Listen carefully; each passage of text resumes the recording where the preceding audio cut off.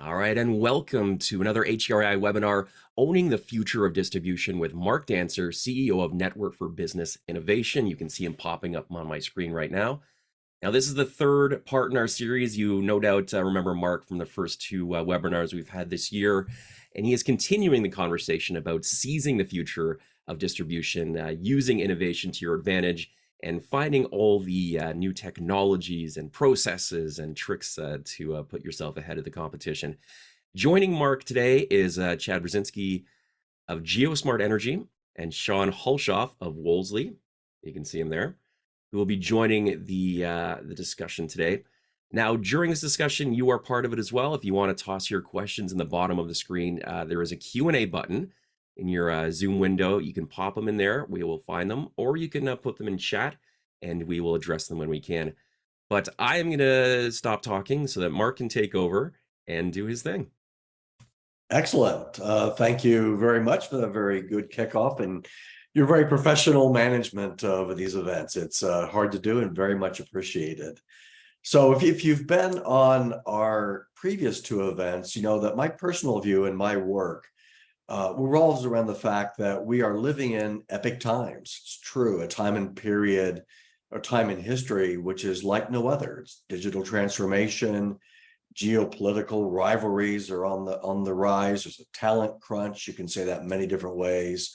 And there's a generational transfer that's happening that is really unlike any others, as the people that are and will be running our businesses were born into a world where the internet shaped our lives. And my view is that in these epic times, there ought to be epic opportunities for distribution. And what I tell people that don't know what a distributor is, which outside of our world is almost everybody, we're amazingly unknown in the general population.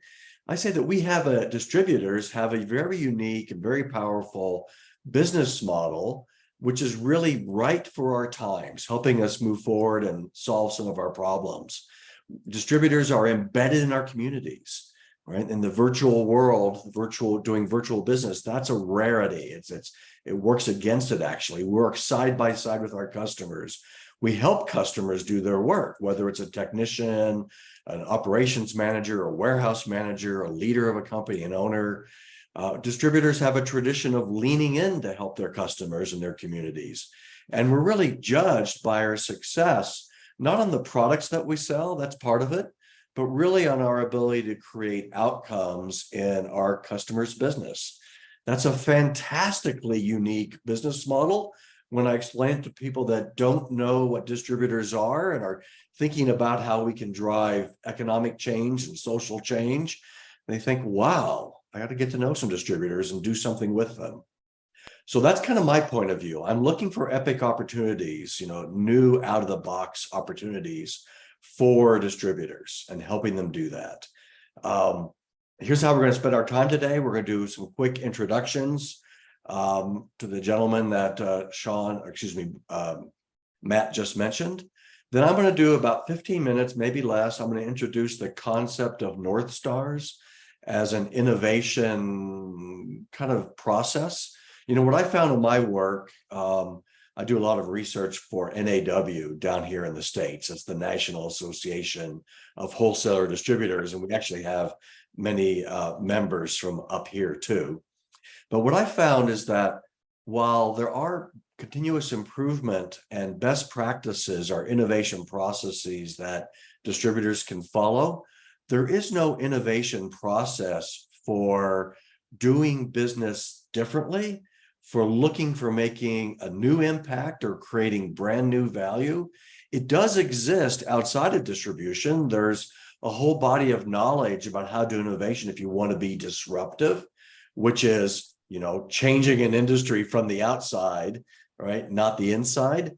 And if you want to invent physical products that are going to be game changers, there's a body of knowledge for that, but there's nothing for distributors.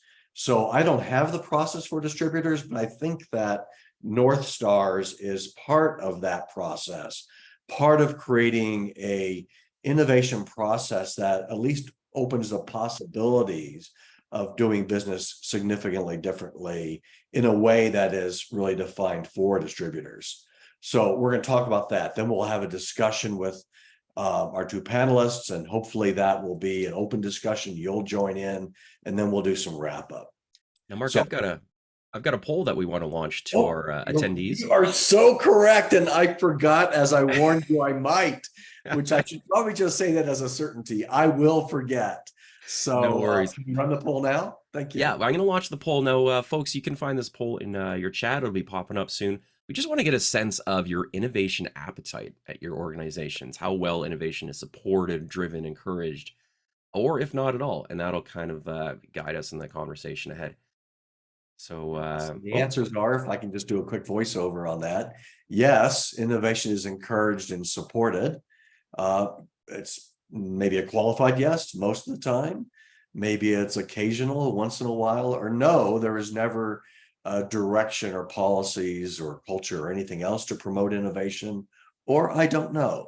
And feel free to say I don't know if that's what you're thinking. I talk to plenty of distributors and distributor leaders and workers and managers and marketers and salespeople. That's when I talk about innovation, they say slow down, and they say, "What do you mean by innovation?" So I don't know is a perfectly acceptable answer. yeah, we seem to have a bit of an even split. There's a lot of yes, absolute yeses, and a lot of once in a whiles, and obviously a couple no's. So we're all over the map. Excellent. Yeah. Excellent. Thank you for that.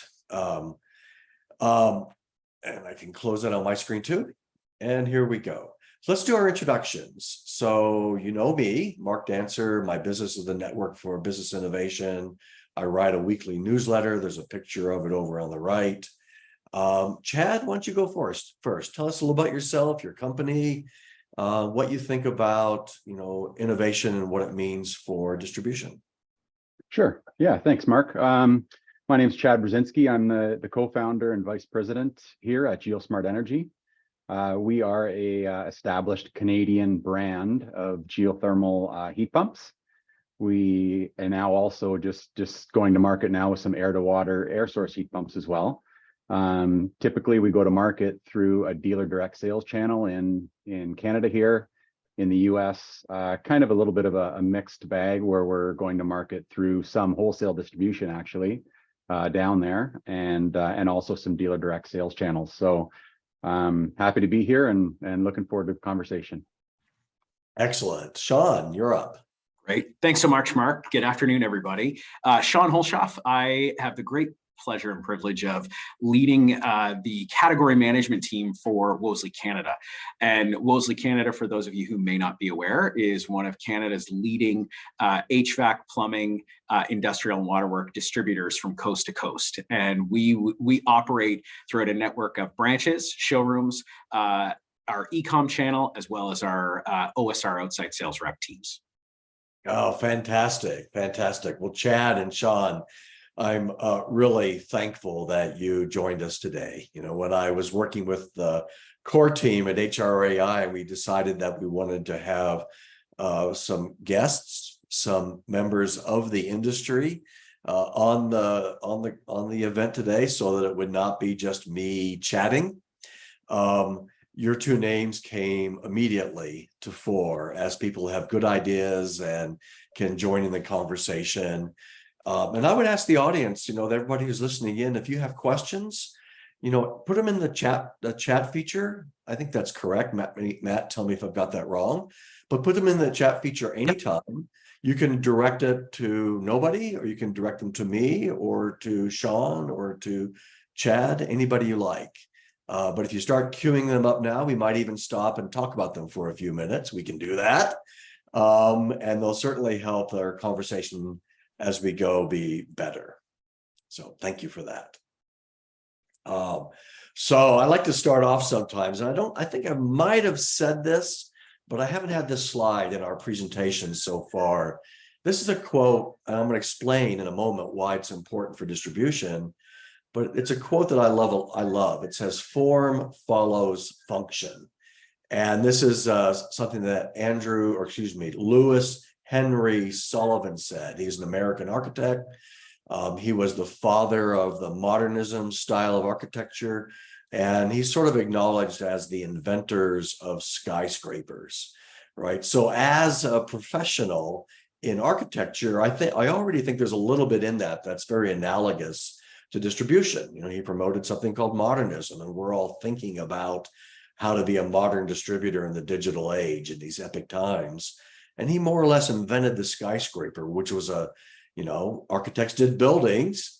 This was a different way, a fundamentally different way of doing buildings. And what grew up about him and his approach was not what was really the design process for doing architecture in a way that was modern and could create skyscrapers. And one of his core tenets was that form follows function. Let's see if I can explain this. He says that every building needs to be designed to execute its function. Some buildings will be beautiful, they'll be fantastic, they'll be game changers, right? They will not be successful unless their form achieves a function, right? So when you're thinking about doing things differently, it's important to think about the functions that we've always performed, but then reach for the stars, right? And I think it's a good reminder for distribution.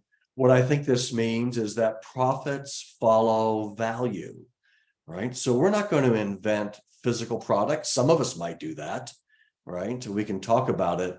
The products that we create are the experiences that we deliver to our customers, the businesses that we serve, the workers, the technicians, and others that use our products, the communities we're in, even our suppliers, right? So what the experiences and services we offer them. And I think in distribution, this is my comment below, if we want to get breakthrough profits, right, we need an innovation process capable of achieving system changing results. You know, the way that we're not product changing results, not product technology changing results, but system, meaning the way that we work with as a member of the value chain, the way we work with customers, suppliers, educators, technicians, contractors, whoever it might be, right? And if we really want to strive for a different kind of profitability, you know, break out of the margins that we are able to earn when we view ourselves as an intermediary in the value chain, where we're really constrained on both sides. If we want to break out of that or have a chance to break out of it, we've got to strive for new value. And new value comes from ideas. And so that's the segue to thinking a little bit about North Stars. Before we do that, I want to put two examples on the table, right? I have heard from, a little bit of context for this. I frequently hear from distributors when I'm chatting with them that they like to keep their ideas close to the vest because ideas are proprietary, right? That's both true and not true. What really matters is how you execute against your ideas. And ideas can help, if they're open and they're debated and they're talked about at some level, can help a whole industry move forward, which raises all boats. So just to kind of kick things off before we dig into North Stars, here are two ideas that led to very successful businesses. So we all know who Square is, I think. Square started with the Jim McKelvey noticing that if you were a very small business, just a few employees, before Square, there really wasn't a way to process credit card transactions, right? Just didn't exist. So he talks about that as looking at the edge of markets, where the market stops, where business cannot be done, and finding ideas that move through that, right? And that single idea, which was a very good idea with Jim McKelvey as somebody who could execute that idea, became Square today. It was not disruptive. The company, the credit card companies actually embraced it because it opened a brand new market for them. So here was an idea, a big idea, that led to a very successful company and a service that did not exist in the past. This one is newer and it's over in Africa and South America, so you may not have heard it yet. There's a company called Mobile, and they're a new company. They're getting started. They've got really some traction. But they started with the idea that if you think about and look to the needs of small farmers in developing nations, an awful lot, $350 billion of crop value is lost every day. Basically, the products never get to market. They rot before they get to market. So his idea, Andrew Mack is the name of the CEO, and I don't want to speak for him. I have talked to him, but as I understand it, and I think this is pretty much accurate, that he would create a very simple handheld app, on an app on a handheld device, a smartphone, which are available in developing markets now, that could help farmers, small farmers, push their products into the supply chain so they could be bought for local markets or global markets. And by doing that, he's creating a platform that could actually help create two-way connections with farmers over time, so that as they get their products in the market and they earn the wealth associated with that, training, advice, consulting, listening can go their way also. So it's another example of an idea that in this case is a little bit more of a startup, which is becoming a business. So the question is, these are big ideas. AgriMoval, Square, these are big ideas. So the question is, how do you find big ideas? So you don't do them by having a retreat or a brainstorming session, making lists on the wall and picking one. There's actually some research in the academic circles that says that it's really kind of impossible to handicap ideas, to say which ones out of a list are going to be successful, right? So the key for an organization and an industry is to continually look for ideas, right? And then put them out there and debate them and have some hypotheses and test them and share experiences, right? Because the one thing I've found from people who are innovators that have done startups, successful startups, and grown into very large companies from scratch is, I got a bit of sage advice that said, the best way to have a really good idea is to have lots of ideas, right? And to work them, right? So a North Star is very simply an overarching goal or vision. I'm going to go through two examples in a moment that can serve as a guiding principle for an individual and organization. There's a list of things that kind of help define a North Star. Benefits, I think. The two I really like are that a North Star can continuously inspire creativity and innovative thinking. If it's part of your culture, you talk about it a lot, you're going to tee up ideas. And the same thing is true for an industry, right? And which is my second starred item, right? I think distributors are unique in that we have our line of trade associations like HRAI, and we come together and we share ideas and experiences, but we also hold back because, well, we're all members of an industry, want to move it forward. We also compete with each other. So finding a balance of being able to talk about North Stars at the industry level, surface ideas and debate them is really powerful for an industry. And a lot of industry associations are realizing they can help to make that happen. There's other academic research that says that you really can't handicap ideas, says that what matters are the people who do them, right? So the founder of Star, the founder of Square, the founder of AgriMoval, they are the people that made ideas happen. And that's where your differentiation, your success as a business comes from. Ideas, who knows? People who can do them, that's what makes you successful. So I'm looking at my quick watch. We're on track. We're going to go a little faster here. We're going to look at two North Stars: proximity, flourishing. We're not going to do generational transfer yet. I have today, just for time, I have an upcoming article in Supply Chain Quarterly. I'll let HRAI know when it's available, or I'll try to get it out to you, where I dig into these concepts in more detail. Proximity as a North Star is the use of technology to shorten the time between the emergence of a need and its fulfillment, with a solution that happens as close as possible to where the need arises. This is distribution. It's what we've always been. Way back before the internet, we had local inventory and local resources to help our customers. Manufacturers needed us to do that. Technology has kind of undermined that a little bit, right? So what we need to do, distributors need to say is, yes, we're online. Yes, you can go online for answers and orders and delivery and everything else. But we are now going to use technology in new ways to fulfill any need our customer has, right? And we'll do it where we exist in the market, where we work side by side.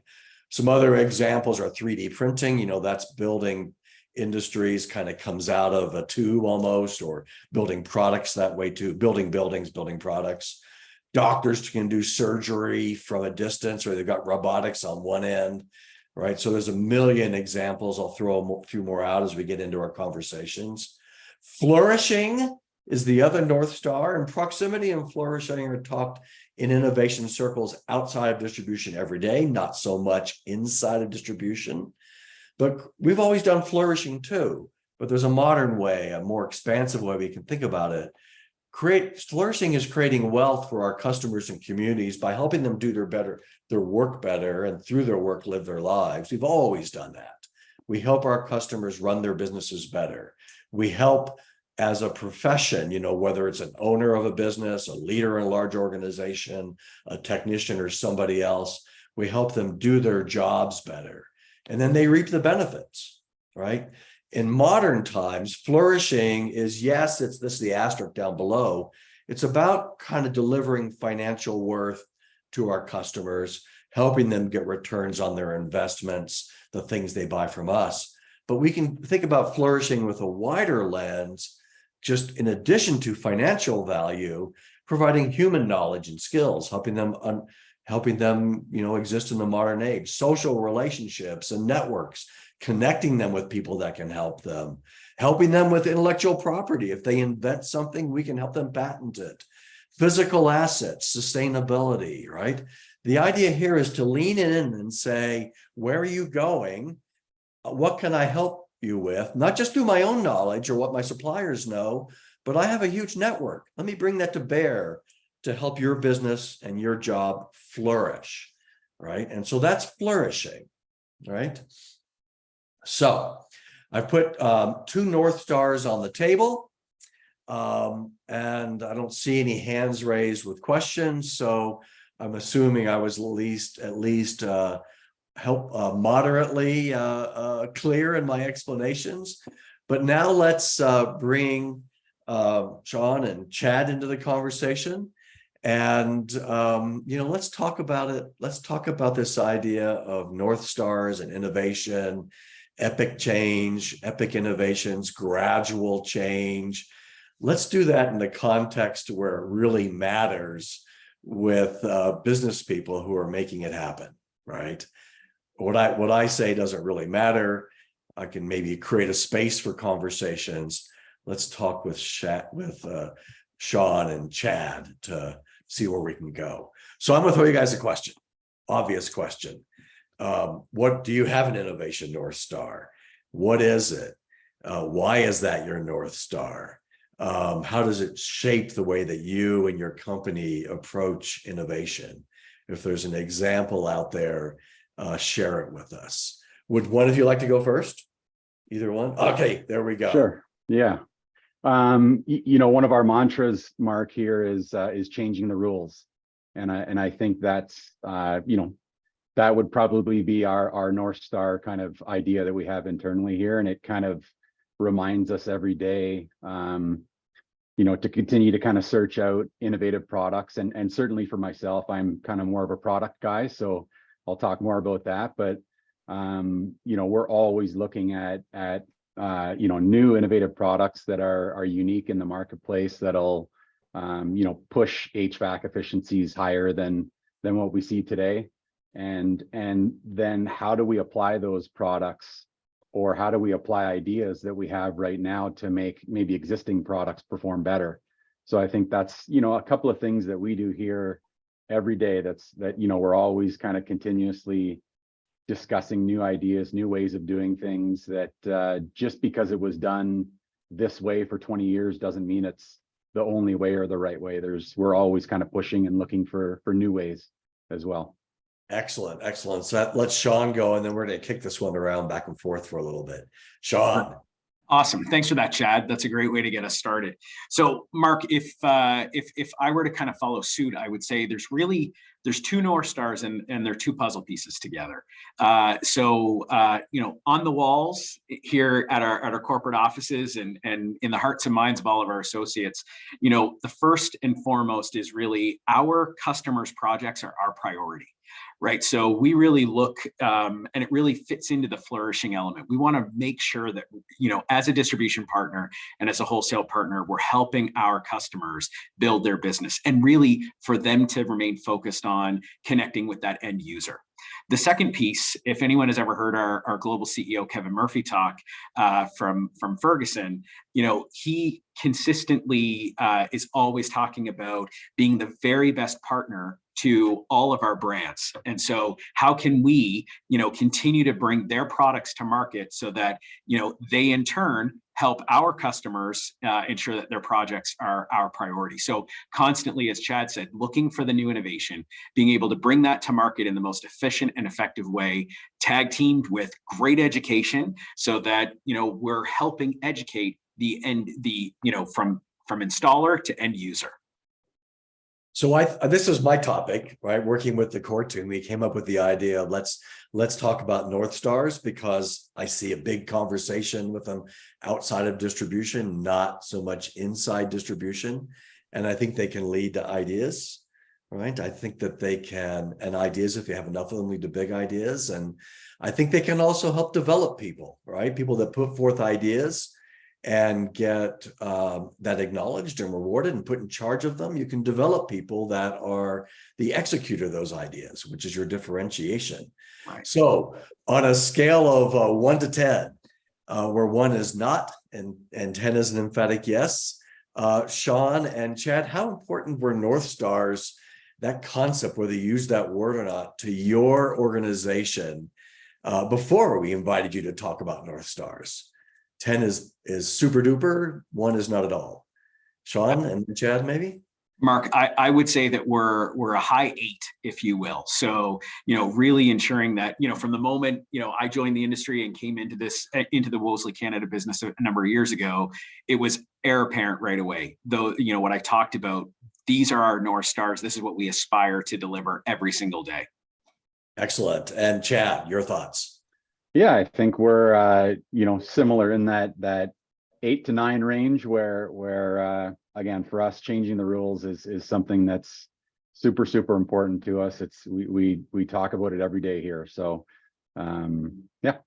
Chad, can you share an idea that's come out of, you know, following your North Star, which is breaking the rules, or tell me about somebody who's done something and executing against it? Just kind of put a little real world flesh on the bone. Yeah, for sure. Certainly from a product perspective, you know, probably back in, I'm going to say maybe 2013, maybe-ish 2014, we weren't seeing a lot of as much innovation in the North American marketplace. So we sought out some European products, actually. We find in the hydronic side of things, the European market is certainly a little bit further ahead than we are here sometimes. So we sought out in 2015 a new product, and today we offer that product here. So in 2016 we brought it to market, and that was basically an inverter driven water to water heat pump. So it's just, you know, moving for us was we thought that the need to move away from on off systems to more transitioning to on systems. It's like ECM fan motors are standard now, right? Where, you know, 3-speed PSC fans, you know, maybe 10 or 20 years ago was the norm. So, you know, moving away from on-off systems and moving towards on systems was something that was important to us, and something that we were passionate about. And so we found this product over in Europe and brought it to market. So what rules did it break besides the on-off versus on? You know what, I think the strength in that system is its ability to adapt, I think, to many different types of installations, and also to you know, changing conditions. So changing comfort requirements, changing weather conditions. So finding a technology and again, I would say we took a bunch of what was already out there and kind of put it together in one piece and just applied it holistically rather than, just this or just that. So I think there was maybe people, with variable speed, fans or pumps or whatever, all these different individual items kind of existed already. So I think we assembled that all and created this particular product and methodology for heat pumps. Was it system changing, right? So my definition of system changing is that it changes the way you work with your customers or your suppliers, or it changes the way you earn revenue, or changes something else beyond the way the product operates, right? Did it change the system, the value chain? Well, for sure. I mean, certainly when we brought that product to market, there was nothing in the market that existed like that. So it created a unique opportunity for us as well, that we had a product in the market that nobody else had. Yeah. So that certainly drove revenue for sure. Absolutely. Okay, that's Sean.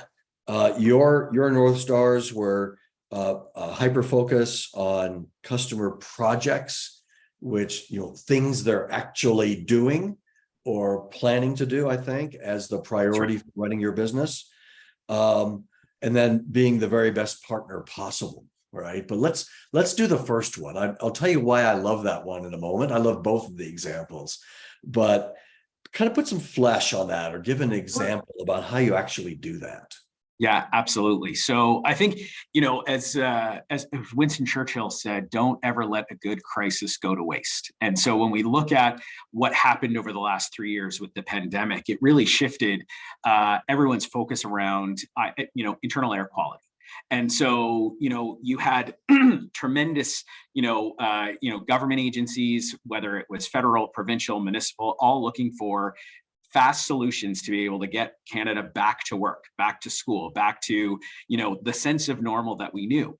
And so, we played a strong role with, as a result of our customers responding to those needs, helping educate them around, the technology that was available, the partners that were available, and as well dealing with a lot of new entrants into the IAQ space.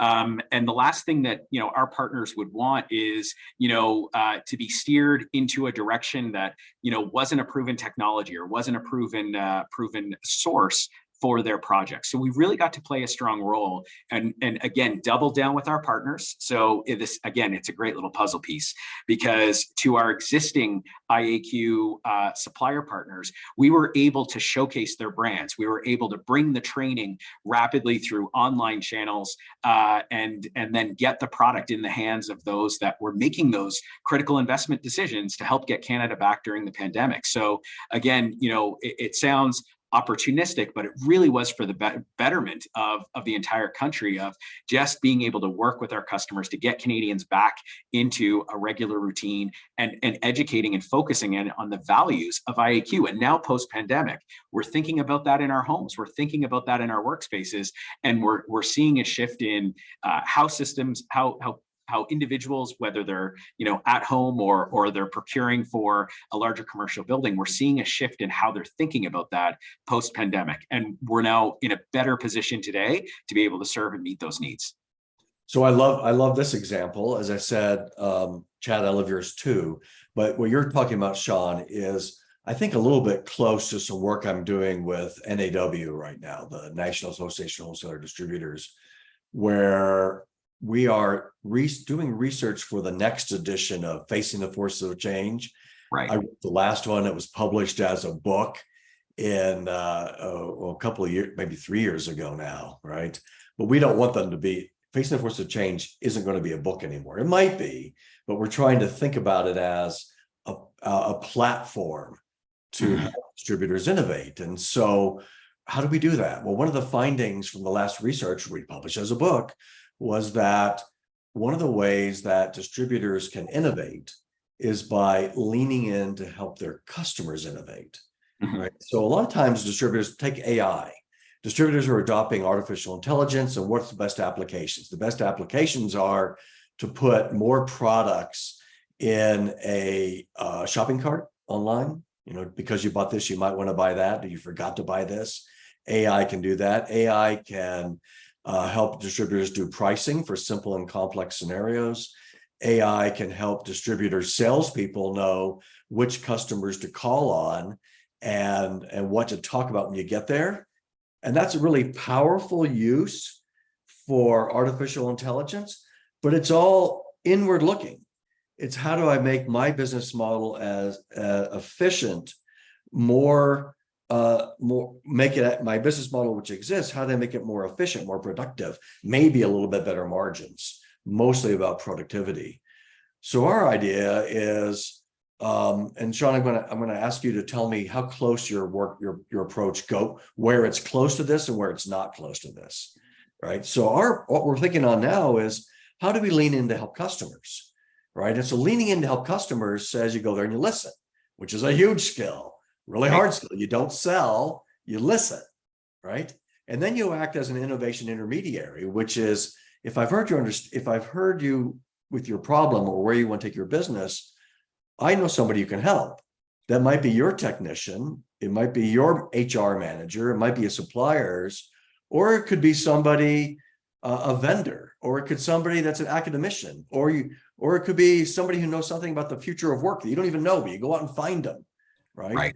And so then you bring those to bear, and then you step back and say, well, I've helped you because I could bring these resources to bear.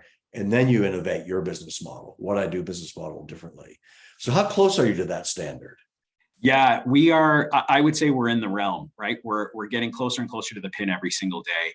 If we look at the technology shifts that have happened in the realm of, let's say, smart home technology, right? So we love our Wi-Fi connected devices. It creates a great end user customer experience.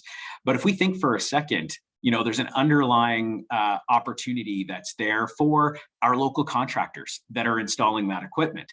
It gives them the opportunity to create an annuity if they leverage the data that's available there. However, based on what you just said, we're listening to our customer, we're listening to our partners, we're hearing about the technology that's being created, and we're hearing about the constraints that our contractors are experiencing. So, there is an opportunity for us to help bridge, the development of technology and the application of that to an individual's business, and how, if leveraged really, really well, in its most simplistic form, can create a phenomenal annuity with that customer in that home that smart device is in. You're going to know so much more about when that replacement cycle is up, how you can engage that customer for incremental servicing opportunities. And there's a commerce element behind it. But what I think the best part of what the advancement of this type of technology brings is it actually emulates and shows up as great customer service. So it's building loyalty within local business, and it's transacting as an annuity from a commerce perspective, from supplier, partner, wholesaler down to the local contractor. Perfect. And so I'm gonna tee up the next two questions, and Chad, I'm going to send these to you in a moment. But Sean, the last thing I would add to your comment is that when I first heard the term innovation intermediary, I was at a conference outside of distribution. It was a healthcare thing. The audience, it was really innovation in every industry, but they were talking about healthcare. And the person on the stage used the term innovation intermediary. Everybody knew what they were talking about. I'd never heard that term. I looked it up.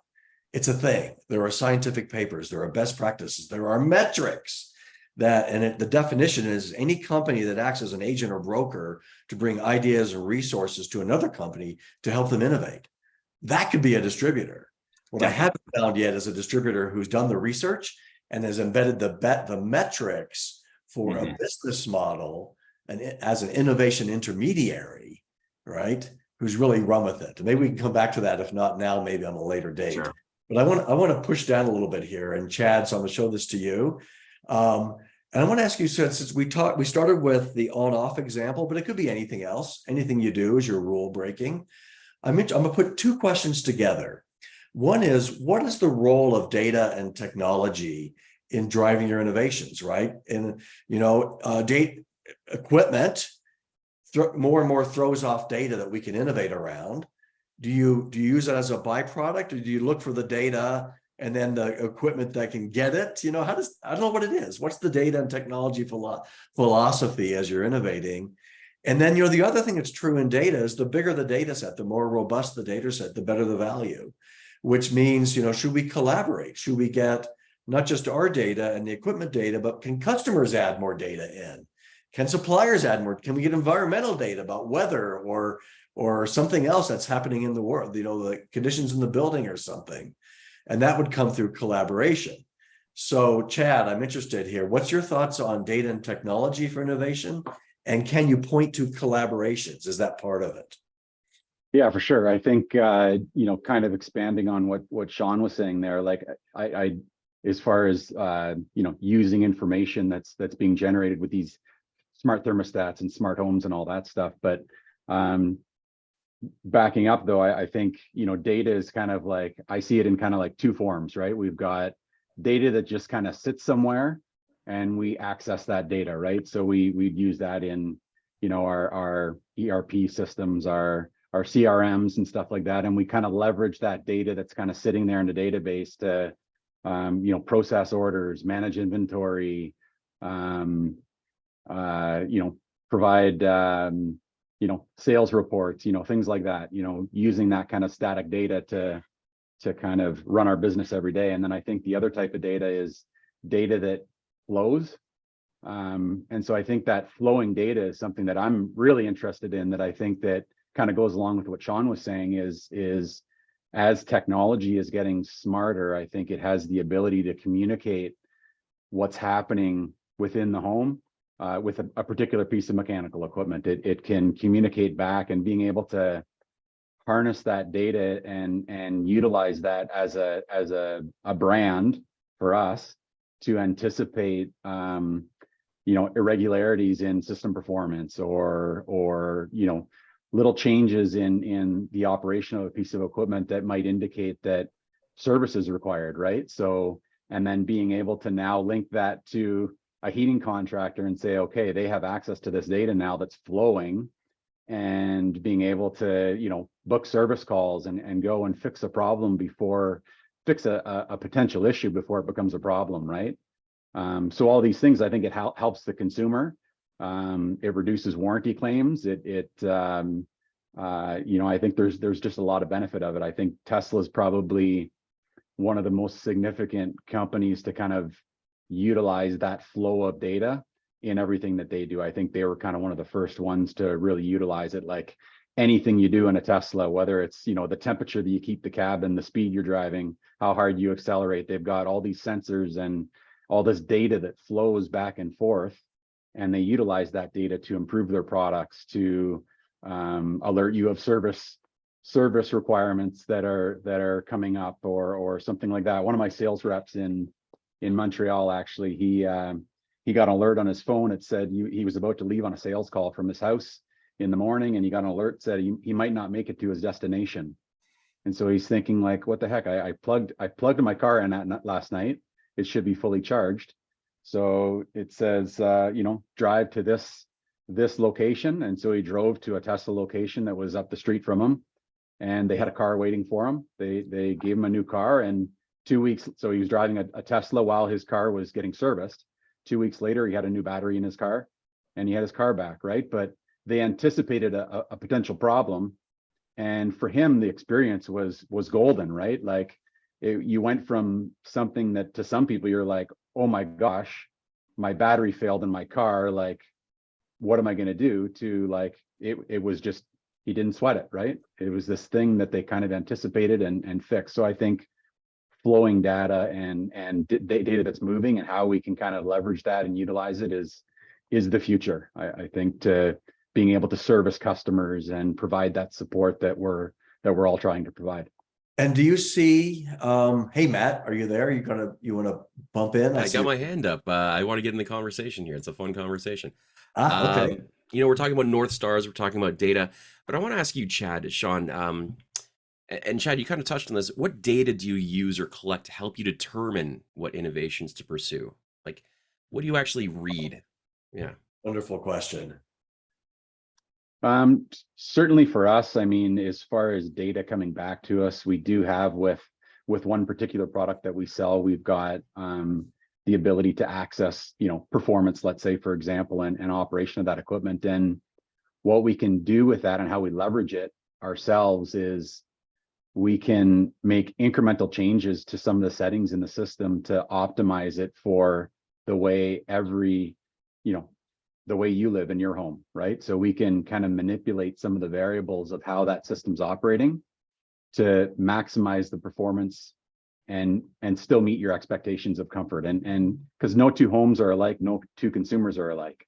And I think having the ability to use that data, use online technology to be able to make those changes is something that a contractor, let's say, for example, or us, we would normally never do if we didn't have the ability to see that data. You wouldn't drive out to a job site 5 or 6 times to make a little change to a system to optimize it. You just wouldn't do it. It would be cost prohibitive, right?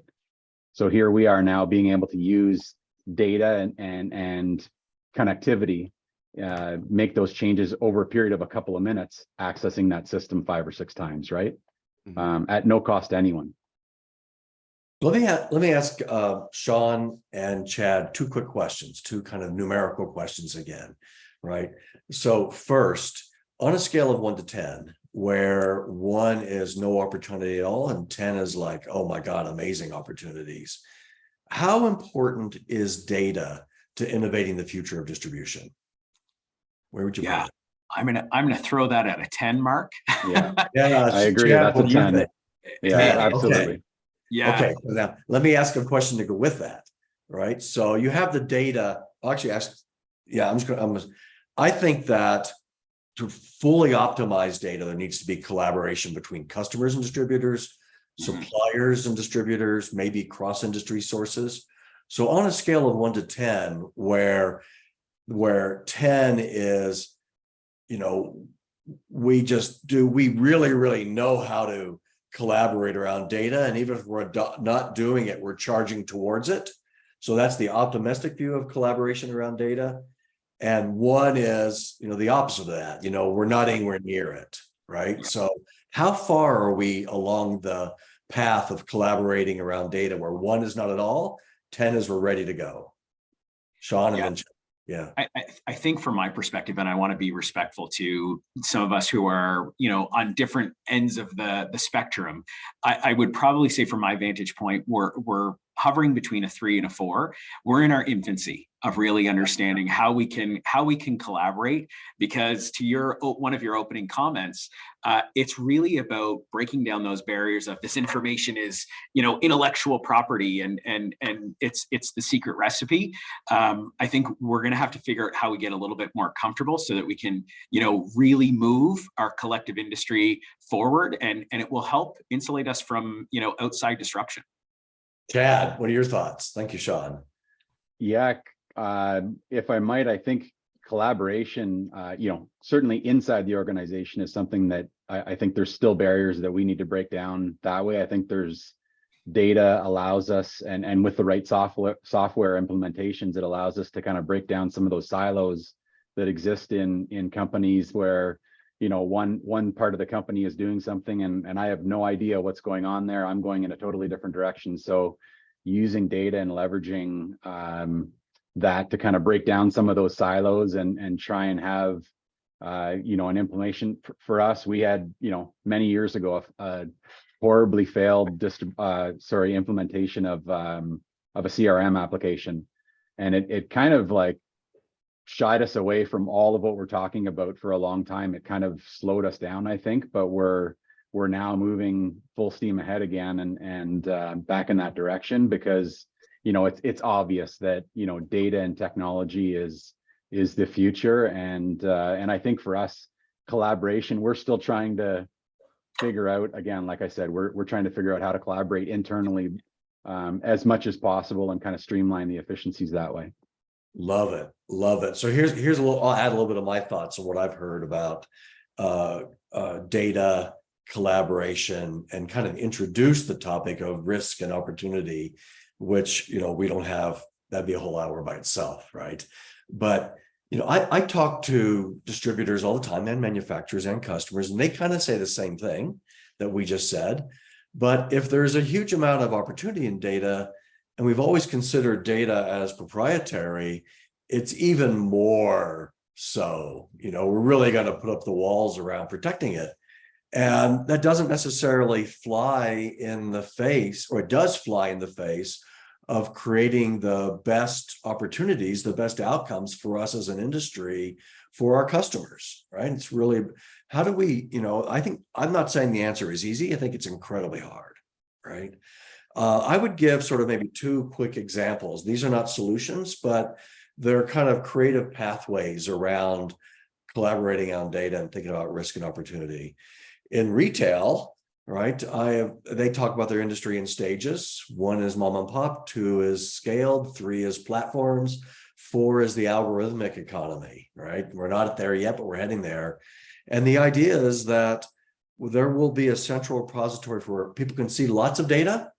What really needs proprietary is proprietary, but then it's like, supply chain managers will access it to get the product globally, and it will tee up opportunities. Your ability to access that data with your scientists will tee up opportunities, right? For maybe seasonal products, digitally native virtual brands, something that's just a brand, product extensions, it'll tee up product opportunities.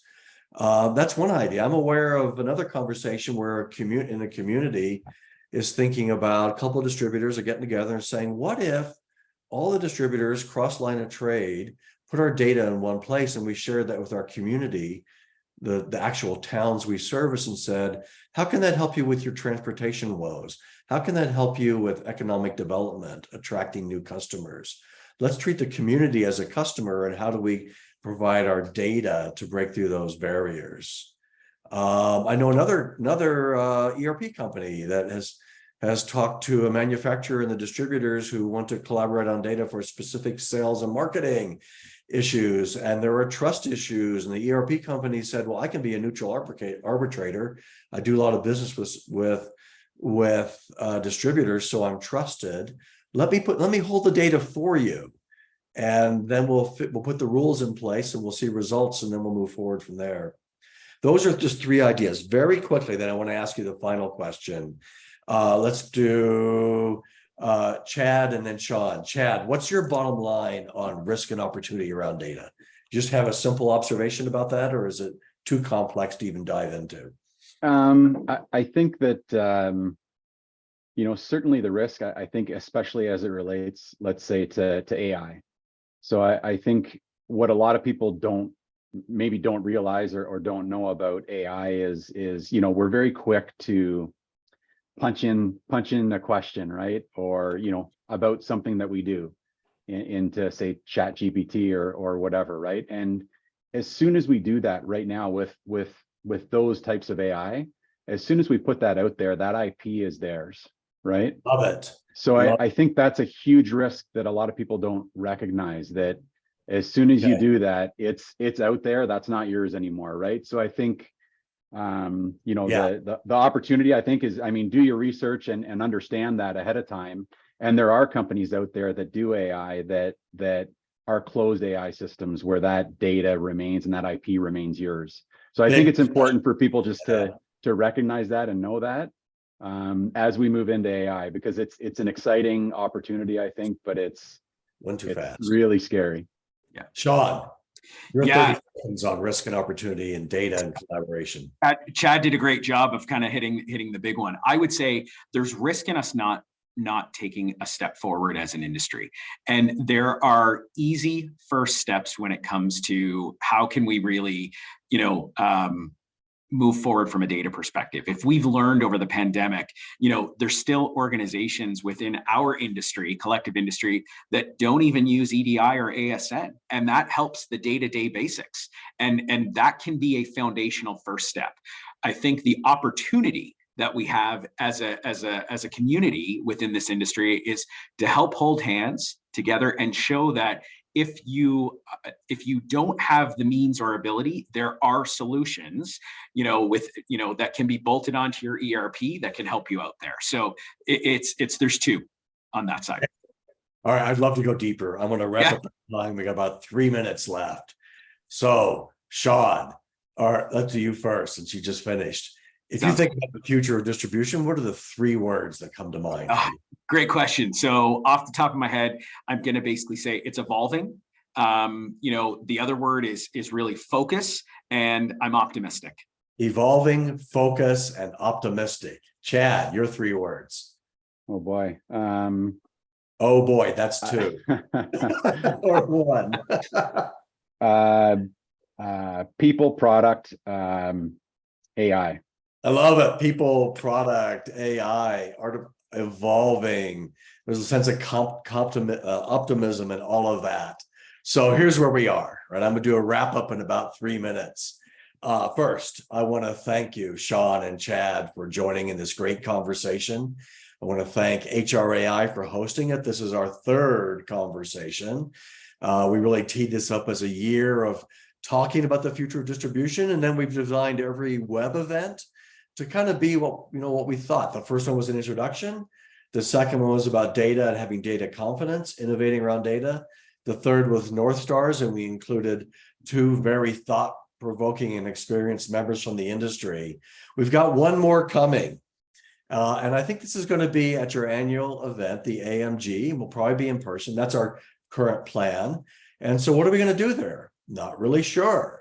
I would like to hear from Chad and Sean after what you think we should do. Maybe not right now, not enough time for that. I'll go back and we'll talk with the core team that I'm working with, HRAI. And I will include, ask everybody who's listening in to send your ideas in on how we can build at this at the final event. Now, I don't know, and I'm not advocating for this yet, but I think if individual companies and HRAI are thinking about how we can proactively move towards creating the future of distribution that we want, this is not a bad outline for that. What are the North Stars that we should talk about? What's the role of data and technology? What collaboration is needed? How do we make it happen? How do we balance risk and opportunity for our careers, our personal careers, if we push too hard for companies as an industry? And what are the 3 words that really capture our future for us, right? That might be it. I from HRAI, I would say that, if you want to keep in touch with us, watch for announcements. We will be communicating. Absolutely. Matt, any wrap up? Well, I'm just gonna say I'm looking forward to that September event because I think I might actually get to see you in person, Mark. So that's gonna be a lot of fun.